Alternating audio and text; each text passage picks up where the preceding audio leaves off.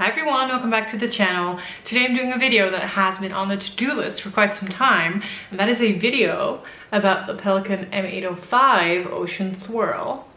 And this is a lovely, lovely pen. Alas, it is a limited edition. At some point, James and I both had one. I sold mine because we don't need two Ocean Swirls.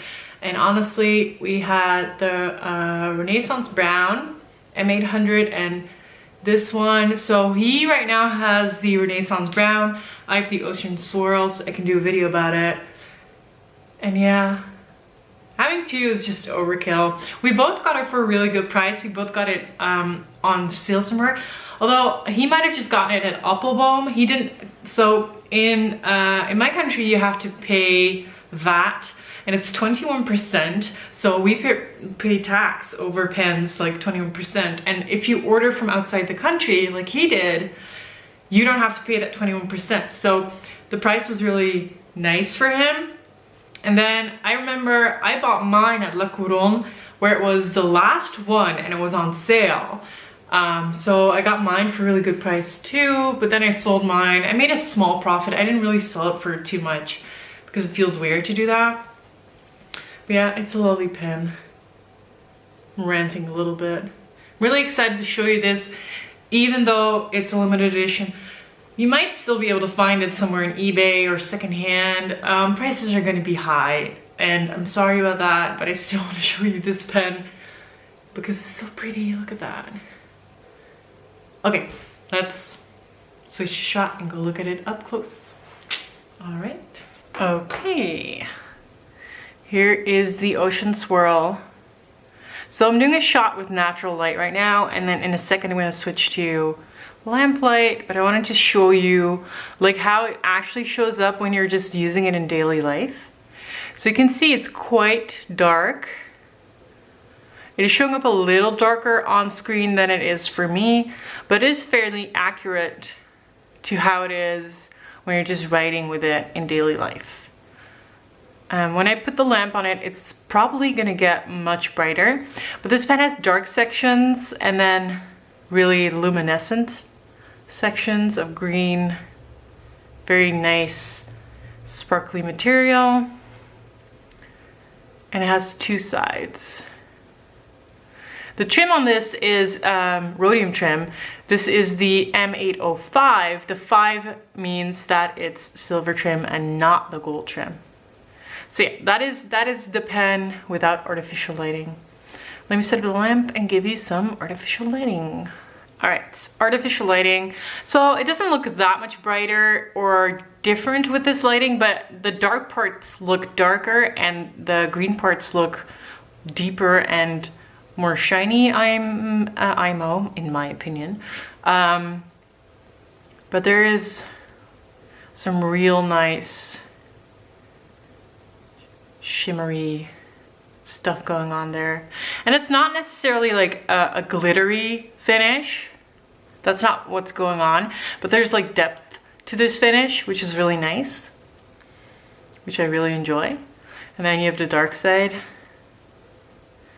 The cap on this one is fairly uniform. There's not many very dark parts, so there's a dark part here, but the barrel does have like a really dark part right here and two lighter parts. And most of the Ocean Swirls have a similar pattern. Caps don't always line up, which is sad. So if you can, ask for a video or something if you're buying one secondhand. Okay, lovely pen. Size, this is one of the bigger Pelikans. It's an 800 size. There's only one bigger, and that is the 1000. I don't have a 1000. I do have a 600, a 400, and a 200 next to me. So I'm gonna put them next to it to show you. This is a 600. It's slightly smaller. What the main difference is between these two, and I guess you're gonna see the nib shot right now, is the size of the nib. And the grip tends to be quite thick on the 800. As you can see, this is a monotone or a single color nib, not a multicolor nib. And it's the silver colored nib. It is a really big nib. Grip is bigger than on the 600. and it is a quite hefty pen. So that is the 600 length. Not a big difference except when capped. All right. Then let's just look at the 400. 400 and 200 are the same size, but I grabbed both just so you can see them. Let me put them down. I have to hold one so it doesn't roll away. As you can see, this size difference is very significant. And then uncapped. It doesn't look like that much of a difference again, but there is some difference. And then the grip on the 400 is much slimmer. It doesn't look like that as much because I don't know why I have two white ones. I don't have a different M600 and I don't have a different M400, so we got to do it with this. Again, this nib is smaller and the grip is smaller, and mostly the difference is in the capped length. And then a 200 M205 actually with a black grip. So the length is exactly the same as the 400. Also the grip is the same. It's just the difference between them is the nib. 400 has a gold nib. 200 or 205 has a steel nib. As you can see, grip is smaller. Nib is way smaller. The difference is mostly when capped. All right, let me see. I don't know if I can line them up all, if they'll stay. This is a bit of a precarious setup like this. So this is the 200. And I guess I'll put the 600 next to it, but not the 400 because, I mean, it's the same size as the 200. So here you see the differences. M800 is definitely the biggest pen. It's funny that the cap is so much larger, it seems. It has to fit the nib, of course. Anyway, let's get a little closer to the actual nib on this.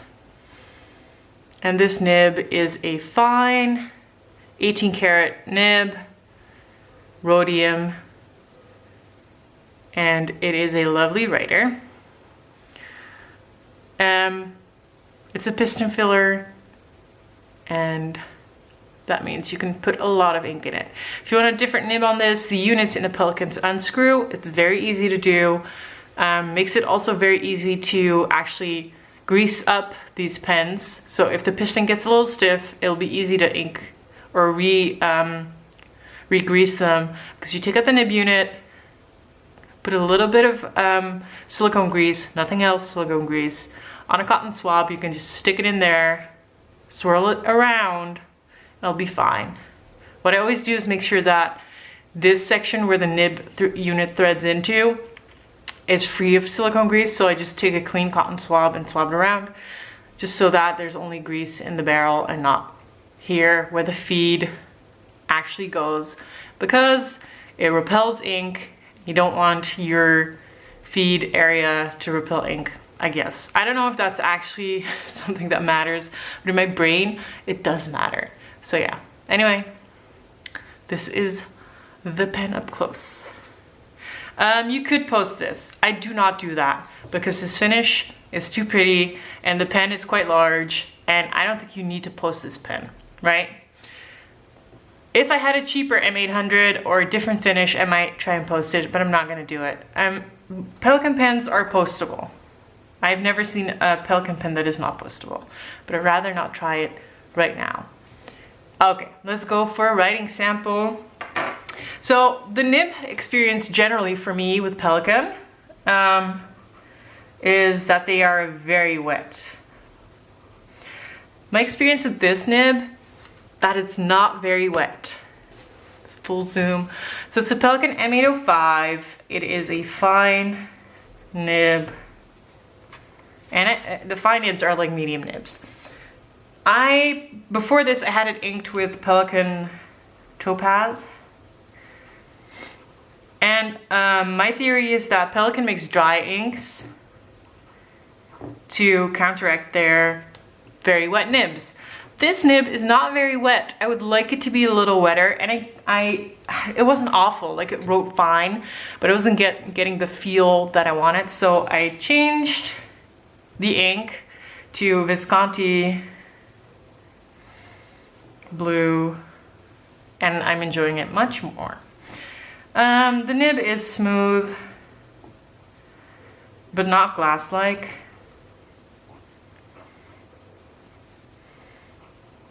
I would say it's medium wet. And you know, guys know that I like super soakers.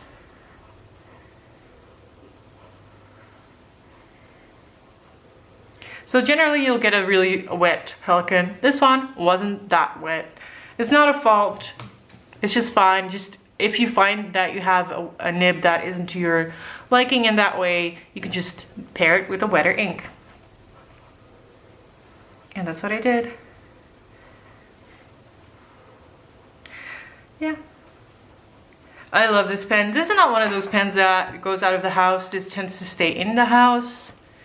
At least I don't bring this to work. Like, I might go somewhere to coffee shop to journal if like COVID things allow, but it doesn't go with me to school, aka work. This is a pen that stays in the house. The 600 does go with me. I'm not as protective as that. The 400 fine to go with me, 200 too, but this one stays in the house. Anyway, I hope you enjoyed this video. I know it's a bit of a tease because you can't really get this anymore. Not easily anyway, but I still wanted to show you because it's one of my prizes of the collection. I hope you enjoyed. If you have any questions, please let me know in the comments down below. I just realized how weird this looks with this Alice in Wonderland. Anyway, thank you guys for watching again. Bye bye.